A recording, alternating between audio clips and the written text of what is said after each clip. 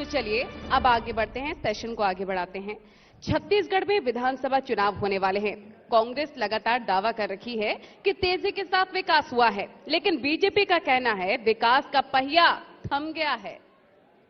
जबकि सरकार का दावा है कि छत्तीसगढ़ का विकास मॉडल पूरे देश में हिट है।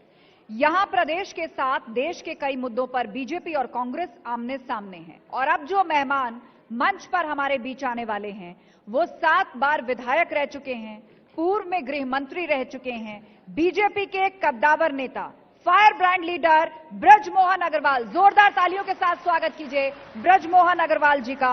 और उनके साथ चर्चा को आगे बढ़ाएंगे न्यूज 18 इंडिया के senior editor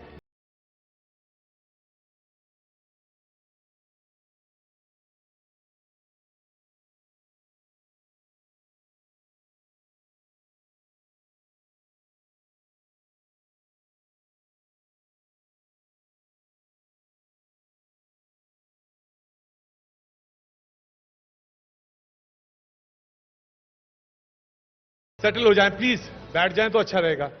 thank you so much. Agrawal साहब, सरकार तो अच्छा काम कर ही रही है ना? नहीं, उससे ज्यादा काम अच्छा हम कर रहे हैं। और आप तो विपक्ष में, आप कैसे अच्छा काम करेंगे? सरकार को नंगा कर रहे हैं।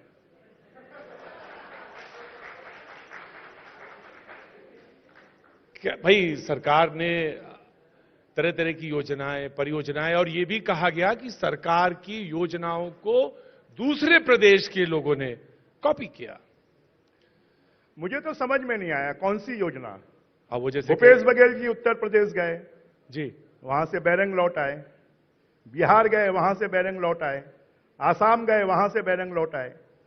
तो उनकी कौन सी ऐसी योजना है कि जो दूसरे राज्य ले रहे हैं? उन्होंने कहा कि ये जो गऊ वाली योजना है यही सबसे अच्छी योजना है। एक ही मिसाल के तौर पे उन्होंने कहा। अभी मैंने परसों ही प्रेस कॉन्फ्रेंस ली है जी। 10,000 से ज्यादा गौठान बनाए हैं। गायें कितनी है? 3,000। और खर्चा कितना हुआ है? 1,300 करोड़। एक गाय के ऊपर में 40 लाख खर्च हो गया। 9,000 चरवाहे हैं, एक गाय के ऊपर में 3 चरवाहे हैं। और एक गौठान में 0.3%, एक गाय के 3 हिस्से कर वो रख रहे हैं क्या? ये विधानसभा का जवाब मैं साथ में लाया हूं। अभी हमने एक प्रश्न पूछा, 429 करोड़ का गोबर खरीदा और उसकी खाद बनाकर 17 करोड़ की बेची।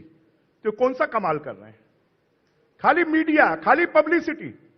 जितने का गोबर नहीं खरीदा, जितने की खाद नहीं बेची, उससे ज्यादा पैसे पब्लिसिटी में खर्च कर दिए। वो कहते हैं कि आप डराते हैं, बस सिर्फ डराते हैं। कहते हैं देखो ये ईडी है, सीबीआई है ये।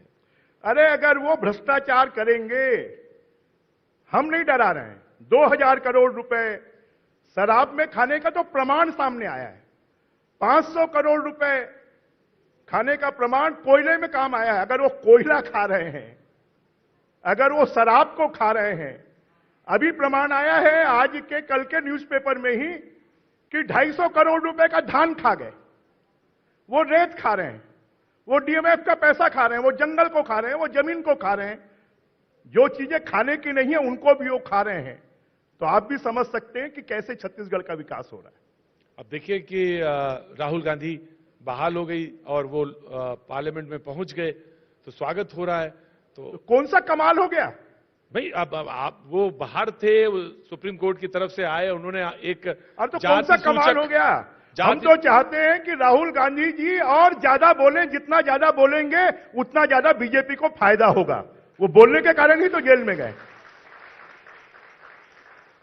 उन्होंने कहा कि अब हवा बदल गई है और अब जो है भारत जोड़ो यात्रा के बाद आप घबरा से गए। हवा बदली नहीं है, हवा निकल गई है कांग्रेस की।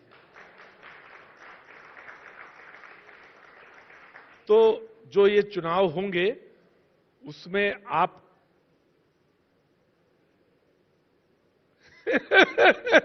आ रहे हैं या कहां? आप कहां हैं? हम आ रहे हैं और भारी बहुमत से आ रहे हैं। और भूपेश बघेल जी और कितने लोग जेल में जाएंगे ये भी आपको दिखाई। देखिए, यही बस आपने जो ना यहां पे डराना शुरू कर दिया। आप ये बात क्यों कहते हैं? क्या जो भ्रष्टाचार करेगा जो छत्तीसगढ़िया का पैसा खाएगा, अपनी सोनिया अम्मा की सेवा में पैसा लगाएगा, राहुल भैया की सेवा में पैसा लगाएगा, प्रियंका दीदी की सेवा में पैसा लगाएगा, छत्तीसगढ़ के पैसे को यूपी ले जाएगा, आसाम ले जाएगा, बिहार ले जाएगा, उत्तराखंड ले जाएगा, हिमाचल ले जाएगा, आसाम ले जाएगा, अग्रवाल तो साहब, छत्तीसगढ़ को क्या फायदा है? नहीं अग्रवाल साहब ये बताइए कि अगर हिमाचल में, आसाम में, राजस्थान में, यूपी में चुनाव होता है और प्रचार में जाते हैं तो क्या गलत है? प्रचार में नहीं जाना चाहिए? प्रचार में नहीं जा रहे हैं, ये डायरियां मिल रही हैं, उन डायरियों में लिखा है इतना पैसा यूपी में भेजा गया, इतना पैसा आसाम में भेजा गया, इतना पैसा उत्तराखंड में, इतना पैसा झारखंड में। तो ये पैसा कहां से? ये छत्तीसगढ़ का पैसा है। छत्तीसगढ़ का पैसा छत्तीसगढ़ में लगना चाहिए। भ्रष्टाचार कर कर पूरे देश के लिए पैसा जाएगा तो छत्तीसगढ़ का भला नहीं होगा। ये आपका आरोप है? आरोप नहीं है, सत्यता है। ये मैं थोड़ी कह रहा हूं, ईडी ने कहा है। 2000 करोड़ तो उन्होंने ऑन रिकॉर्ड कहा है। 20,000 करोड़ का घोटाला है।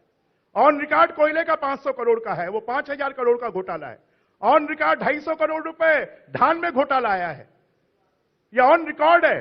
कांग्रेस के जो पूर्व के अध्यक्ष मोहन मरकाम जी, उन्होंने आरोप लगाया कि कोंडा गांव में 17 करोड़ रुपए डीएमएफ का घोटाला हुआ है।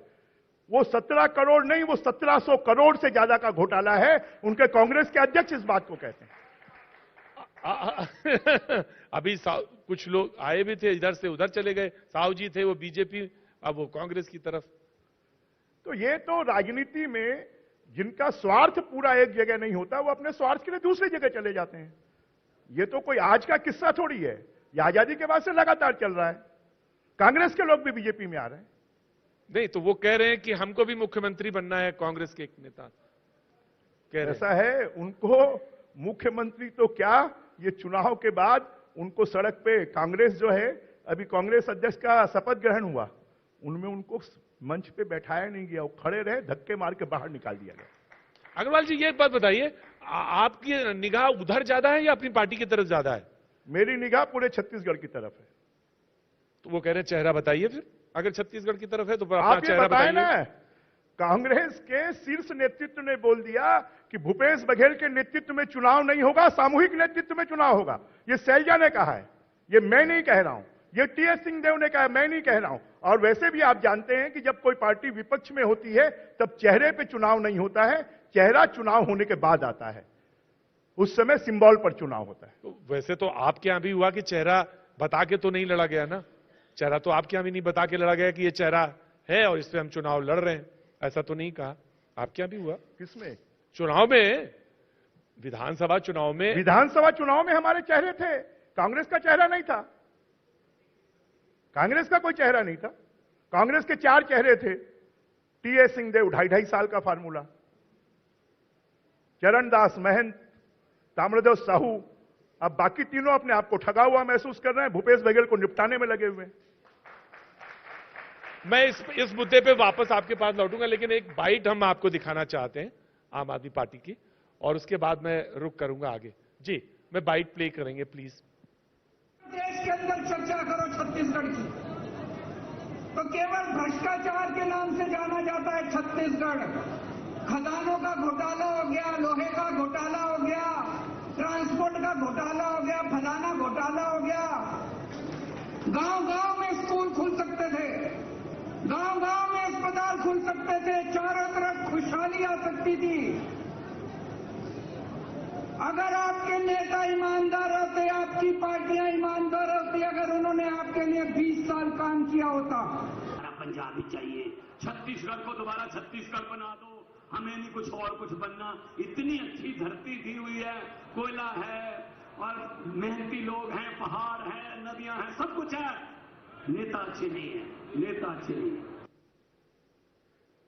जाहिर सी बात है कि साहब आप समझ तो गए, बाइट तो आपने देखी ली, सुनी ली, तो वो भी आ ही रहे हैं। अब वैसे तो INDIA सब में एक है, लेकिन अब यहां पे एक त्रिकोणीय संघर्ष की बात की। अभी कुछ देर पहले उनके नेता यहां पे बोल भी रहे थे, तमाम स्कूलों का, तमाम अस्पतालों का जिक्र कर रहे थे, तो प्रखर रूप से वो भी सामने दिखाई पड़ रहे हैं। तो क्या होना, त्रिकोणीय संघर्ष होना या उनका हाल तो गुजरात में भी देख लिया है। वो आए, उनका स्वागत है। मतलब आपने तय कर रखा है आपको कांग्रेस से ही लड़ना है, आपको आम आदमी पार्टी से नहीं लड़ना है। वो आए ना, उनका स्वागत है, और वो जितनी ज्यादा ताकत लगाएंगे हमको फायदा होगा। अच्छा, ये फायदा आपको होगा। देखिए, मध्य प्रदेश की राजनीति से लेकर छत्तीसगढ़ की राजनीति तक यहां दो पार्टियों की सरकारें रही हैं, दो पार्टियों की लड़ाई होती रही है, और छत्तीसगढ़ की जनता ने, मध्य प्रदेश की जनता ने कभी भी तीसरी पार्टी को कोई महत्व नहीं दिया है, और इसलिए वो आएंगे तो निश्चित रूप से हमको फायदा देके जाएंगे। तो पंजाब में क्या हो गया था? पंजाब में क्या हुआ? पंजाब का अलग कल्चर है, छत्तीसगढ़ का अलग कल्चर है। पंजाब का अलग रहन सहन है, यहां का अलग रहन सहन है। यहां के गांव पंजाब जैसे गांव नहीं है, दिल्ली में तो गांव है ही नहीं। या ये आपके लिए ज्यादा सुविधाजनक है कि कांग्रेस और बीजेपी की लड़ाई है? नहीं, हम तो चाहते हैं और जितने ज्यादा लोग आए उनका हम स्वागत करेंगे। फायदा आपको है। अब फायदा किसको होगा वो तो रिजल्ट बताएगा। सवाल यह था जिस पर हम चर्चा कर रहे थे, फेस को लेकर चर्चा हो रही थी, अंदरूनी कलह को लेकर चर्चा हो रही थी। आपने कहा कि बुलाया नहीं उनको मंच पे, तो कुछ जो परिदृश्य बनना है छत्तीसगढ़ का मौजूदा समय में, आपका कोई चेहरा होगा सामने आके जिसको ये कह रहे हैं कि नहीं, ये हम इस चेहरे पे चुनाव लड़ेंगे? बीजेपी का हर कार्यकर्ता चेहरा है। भूपेश बघेल जैसे बीजेपी में 1000 नेता है, टीएस सिंहदेव जैसे 2000 नेता है, ताम्रध्वज साहू जैसे 3000 नेता है, और चरणदास महंत जैसे 5000 नेता हैं। इसलिए हमारा हर कार्यकर्ता चेहरा होगा, कमल कार्यकर्ता चेहरा होगा। लड़ेंगे किस मुद्दे पे लड़ेंगे? कांग्रेस के भ्रष्टाचार, कांग्रेस के अनाचार, कांग्रेस के शोषण, कांग्रेस के छत्तीसगढ़ियों के साथ में किए जा रहे भ्रष्टाचार, उनके पैसे को लूटकर दिल्ली भेजने के काम में जो वो कर रहे हैं। 15 साल में बीजेपी की सरकार ने जो काम किया है और 9 साल के मोदी जी की योजनाओं के कारण लोगों के जीवन स्तर में जो सुधार आया है, ये हमारे लिए मुद्दे होंगे। सबसे बड़ा मुद्दा तो छत्तीसगढ़ के 21 लाख आम गरीब आदमी के सर से छत छीनने का पाप किसी ने किया है तो भूपेश बघेल जी ने किया है। लोगों को प्रधानमंत्री आवास नहीं मिल रहे हैं, 12,000 करोड़ रुपए वापिस चला गया। इनको 7,000 करोड़ रुपए देना था, इन्होंने नहीं दिया। अब जब चला चली की बेला आई है, वेंटिलेटर पर है, तब बड़ी बड़ी घोषणाएं कर रहे हैं। लोगों के घरों में जल जीवन मिशन का पानी, पूरे देश में 90% काम हो गया, छत्तीसगढ़ में 30% काम हुआ है, उसमें भारी भ्रष्टाचार चल रहा है। लोगों को गैस के कनेक्शन नहीं मिल रहे हैं, लोगों के घर में शौचालय नहीं बन रहे हैं। कोरोना काल में 5-5 किलो अनाज प्रति व्यक्ति मुफ्त में मोदी जी ने यहां पहुंचाया, उसमें इन्होंने भ्रष्टाचार कर दिया। विधानसभा के जवाब में आया है कि 5,000 करोड़ रुपए का राशन गायब हो गया। ये तो मैं आपको छोटे मोटे मुद्दे बता रहा हूं। आज बरसात है, 15 जून से रेत की खुदाई बंद हो जाती है, परंतु सरकार के संरक्षण में माफियाओं के द्वारा नदियों को खोदा जा रहा है। 3 बच्चियां बिलासपुर में अल्पा नदी में, उस नदी को खोदने में गड्ढे में 12 फीट में जाकर उनकी मृत्यु हो गई। यहां तक कि जो बिजली के टावर हैं उनको खोदा जा रहा है, जो ओवरब्रिज बने हैं उनके खंभों को खोदा जा रहा है, और जो रेत 2,000 रुपए ट्रक में मिलती थी, भूपेश बघेल की लेवी के कारण वो 20,000 रुपए ट्रक में मिल रही है। सीमेंट का प्रोडक्शन पूरे देश में तीसरे नंबर पर छत्तीसगढ़ है। यहां सीमेंट 250 रुपए बोरी में मिलती थी, आज 300 रुपए बोरी में मिल रही है। हर चीज में भ्रष्टाचार, बिना पैसे के छत्तीसगढ़ में कोई काम नहीं होता। अभी आया कि टीचर्स अग्रवाल जी, आपने तो ऐसी सूची गिना दी जैसे सिलेंडर यहां पे 300 रुपए का बिक रहा है। आपको मैं बता दूं, भूपेश जी ने अपने घोषणा पत्र में कहा था, आपके समय में भी तो सिलेंडर तो, अब आपको बता दूं, भूपेश जी ने कहा था कि हमारी सरकार आएगी तो साल में 4 सिलेंडर हम फ्री में देंगे। भूल गए वो इसको।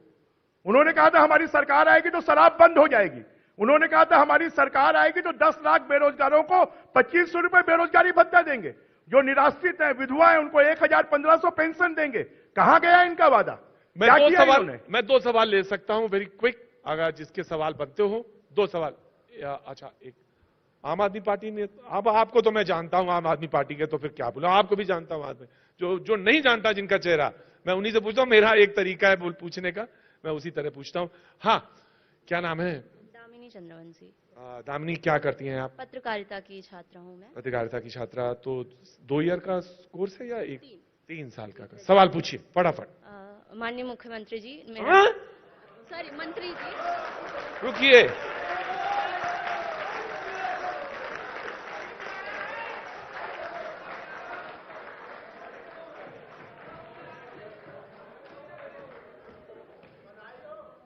अग्रवाल जी, एक मिनट। अग्रवाल जी, क्या नंबर है इस बार? जल्दी, वेरी क्विक, इधर आओ, जल्दी जल्दी जल्दी सवाल, जल्दी जल्दी जल्दी, वेरी क्विक वेरी क्विक। मैं माफी चाहूंगी, कोई बात नहीं एक्चुअली बेटा। मेरे दिमाग में मंत्री जी से सवाल का चल रहा था, क्योंकि जब भी आते हैं भूपेश बघेल जी, ये इतनी बार चुनाव जीते हैं, मंत्री रहे तो वो तुम्हारे, लेकिन पत्रकारिता का उसूल है कि हमेशा स्थिर होकर पूछना चाहिए, एक लंबी सांस लेनी चाहिए उसके बाद, ठीक है ना? God bless you. Now you ask question. मंत्री जी, मेरा एक सवाल है नहीं, कि मंत्री नहीं, ओके, विधायक जी, मेरा सवाल है कि जैसे छत्तीसगढ़ में अभी हर चीज में बातें होती हैं, जैसे यहाँ पे लोग आते हैं, उनसे पूछा जाता है, आर्टिस्ट आ रहे हैं, सारी चीजें। मेरा एक साधारण सा सवाल है, यहाँ पे हर चीजों की बात होती है, हर समस्याओं की बात होती है, कोई भी राजनीतिज्ञ आते हैं तो कि ये समस्याएं हैं, विपक्ष के लोग आते हैं तो उनकी समस्याएं गिनाते हैं, उधर के जो सरकार है वो आते हैं तो उनकी समस्याएं गिनाते हैं, लेकिन समस्याओं के समाधान के बारे में कौन बात करेगा? अभी लोग, क्योंकि छत्तीसगढ़ गांव इलाका है, यहाँ के ग्रामीण लोग, यहाँ के वनवासी लोग, यहाँ की मान्यताएं हैं, यहाँ का शान है वो लोग, फिर भी कुछ लोग जो बैठे होते हैं वो बोल देते हैं देवार लोग, देहाती लोग, गंवाई लोग, तो उनके आदर पे बात कब होगी? उनकी समस्याओं के समाधान के लिए बात कब होगी? यहाँ पे सारी प्लीज प्लीज क्लैप होना चाहिए। यहाँ पे समस्याओं पे बात होती है, यहाँ पे शिक्षा पे बात कब होगी? शिक्षा की व्यवस्था इतनी गिरी हुई है, उस पे बात कब होगी? नहीं, बस आप आएंगे दूसरों की समस्याएं गिनाने के लिए, सरकार आएगी आपकी समस्याएं गिनाने के लिए और बोलेंगे धर्मांतरण पे, जाति पे और गांव के किसानों पे, खेती पे, सारे विषय को आप बोल के सिर्फ वोट पे बात होगी। शिक्षा पे कब बात होगी? शिक्षा की व्यवस्था ऊंची। क्या नाम है बेटा तुम्हारा, क्या नाम है? दामिनी चंद्रवंशी। दामिनी जब सवाल पूछ रही है, मैं इनकी आंखों में आके झांक रहा हूं और इनकी आंखों में आंसू हैं। गॉड ब्लेस यू बेटा, गॉड ब्लेस यू। तुमने जो बोला वो सब भूल जाओ, जो तुमने ये बोला उसमें 100 में 100 नंबर। टीचर बैठे हो तो कॉपी जांच के 100 में 100 दे देना इसको। Now you please reply. जी, वेरी क्विक। कामिनी जी का सवाल एकदम मौजू है। घुमाइएगा ना अग्रवाल जी, बिल्कुल घुमाइएगा ना, लेफ्ट और राइट, बिल्कुल एकदम सीधा 1 to 1 पे दीजिएगा जवाब। बिल्कुल, शाबाश बेटा, बहुत अच्छा सवाल देखिए, पूछा वो तुमने। एक स्टूडेंट है, मैं स्टूडेंट पॉलिटिक्स से आया हूं। स्टूडेंट पॉलिटिक्स में हम लोग भी ऐसे ही प्रश्न करते थे। अगर आप कल्पना करें कामिनी जी, दामिनी जी, आज के 23 साल पहले का छत्तीसगढ़ और 23 साल के बाद के छत्तीसगढ़ की आप कल्पना करें। रायपुर शहर पहले कस्बा होता था, आज रायपुर शहर मेट्रोपॉलिटन सिटी जैसा बन गया, परंतु 5 साल में कांग्रेस सरकार ने गड्ढों से भर दिया। आज यहां पर IIM है, आज यहां पर IIT है, आज यहां पर लॉ यूनिवर्सिटी है। तो इसका श्रेय आपको? आज यहां पर इसका श्रेय किसको है? इसका श्रेय को दामिनी जी बताएंगे किसको है। 15 सालों में कभी यहां पर 22,000 स्कूलें होती थी, आज 60,000 स्कूलें हैं। कभी यहां पर गांव में सड़कें नहीं होती थी, आज कोई ब्लॉक लेवल पर ऐसा नहीं है जिस ब्लॉक तक सड़कें ना बनी हो। हमने जो 15 साल में सड़कें बनाई, आज उनके रिपेयरिंग, उनके गड्ढे भरने के लिए पैसे नहीं है। आज छत्तीसगढ़ में, मैं दामिनी जी की बात से सहमत हूं कि छत्तीसगढ़ के बच्चों को यहां पर एजुकेशन ऐसा मिलना चाहिए, यहां पर हेल्थ सुविधाएं ऐसी मिलनी चाहिए, और यहां का जो खोया हुआ कल्चर है वो मुख्यमंत्री के घर तक सीमित नहीं होना चाहिए। महुए की महक और मादर की थाप वो बस्तर और सरगुजा में भी होना चाहिए। जब वो होगा तब छत्तीसगढ़ महकेगा। परंतु इसके बारे में मुख्यमंत्री जी खुद भौरा चला लेते हैं, मुख्यमंत्री जी खुद गेड़ी पे चढ़ जाते हैं, मुख्यमंत्री जी अपने घर पर हरियाली मना लेते हैं। गांव गांव में ये होगा। जवाब हो गया, अब यह सवाल का जवाब हो गया। मैं बेटा किसी एक सवाल और लूंगा। बहुत अच्छा सवाल पूछा तुमने। एक सवाल कोई और पूछा किसी का? नहीं, आ जाओ, आप आ जाओ। एक अब इतना कहोगी तो फिर तो मुझे आना ही पड़ेगा। बोलो सर। जैसा कि अभी इन्होंने गिनाया कि संख्याएं गिनाई कॉलेजेस स्कूल की, लेकिन उन कॉलेजेस स्कूल की संख्याएं तो हैं, पर उनका स्तर क्या है? उनमें पढ़ाई कैसी हो रही है? कितने शिक्षक हैं? बच्चे कैसे पढ़ाई कर रहे हैं? उनका स्तर क्या मिल रहा है उनको? उनके एग्जाम लेवल कैसे हैं? इस पे कौन ध्यान दे रहा है? क्या हो रही है इस पे?